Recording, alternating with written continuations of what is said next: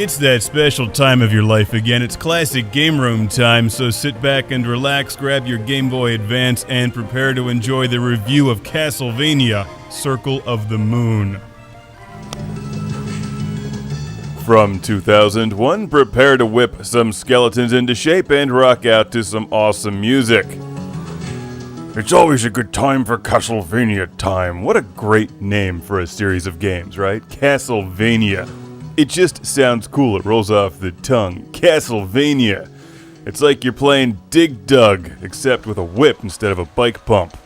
And you can take this one on the go. To be honest, the CASTLEVANIA games are kind of hit or miss with me. Sometimes I like them, sometimes I don't. But this one, I like. I like a lot. For starters, we're playing as Nice Hair Nathan Graves, named because of his nice hair. Look at that. How does he maintain such shape and body while still fighting the undead? Why, that'll increase my defense.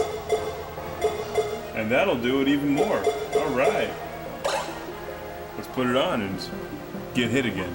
Don your whip and armor, spike out your hair, and prepare to embark on a massive Metroidvania-style adventure. That's right. It's like CASTLEVANIA meets Metroid. In fact, this game reminds me a lot of Metroid 2. Which is a good thing, except this has a very convenient leveling up system, which is perfect for those of us who suck at games like this. Level up, get stronger, and make your enemies bow before your sheer magnificence.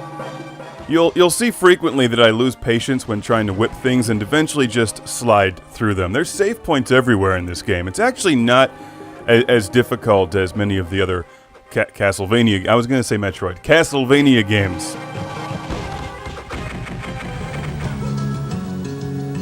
Because it's a big exploration game where you're trying to explore this entire map, and you'll spend a lot of time doing that while killing enemies, leveling up, getting stronger, gaining more health, and that makes the game more forgiving than many of the other CASTLEVANIA adventures. It also gives you a lot of time to enjoy the music. CASTLEVANIA Circle of the Moon has some of the best video game music I've ever heard. Being played here on our intergalactic space arcade stereo out of the GameCube using the Game Boy player. Even though this is on the Game Boy Advance, it feels a lot like a Super Nintendo game. This was sent to the show by Jake in Southbury, Connecticut, who for some reason sent the Japanese version of the game. Whatever that says. But obviously this also has a Western release. In fact, it's quite a popular game. For good reason. It's good.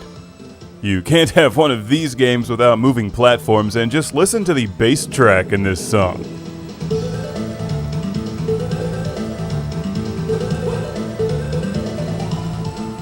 With some great synth work on top. Each time you find a new level, it's like you're unlocking this beautiful new soundtrack.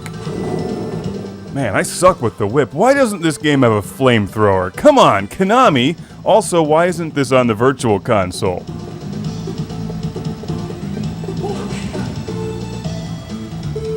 You don't have to rely on whipping and sliding alone. This is an RPG-style game, so a lot of the enemies that you kill will drop things, including these fancy cards which give you new attributes or magical spells or whatever. Like fireballs, increased strength, freezing, turning things into stone. I couldn't read any of them in Japanese, but thanks to the internet I figured it out eventually.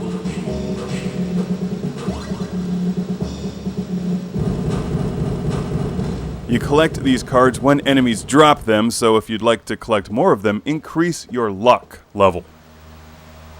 Yo, what's up, baby? Oh, it's a dude. Never mind. Scratch that. Nice hair. The plot of the game, which the American version doesn't tell you, is that Nathan is actually trying to find Dracula's conditioner. It's a special undead formula with secret herbs and spices that'll give his hair even more volume. Now that you know what you're fighting for, make sure to explore every part of the game to collect all of the power-ups and things everywhere. After you defeat the bosses, you unlock new skills. Yay! I get the fancy boots! As you unlock these new boots and powers, you're able to explore new areas and find new enemies to slaughter with your whip and super kick. Checking my GPS carefully to see where I'm going. I've got the fancy boots. What's up, bitch? I've got the fancy boots. In games like Metroid 2, you had to use a crayon to draw your own map. This game does it for you digitally in the electronic age using magic. A big thanks once again to Jake from Southbury, Connecticut for sending this to the show. It's excellent. It's Castlevania, Circle of the Moon. Play it today.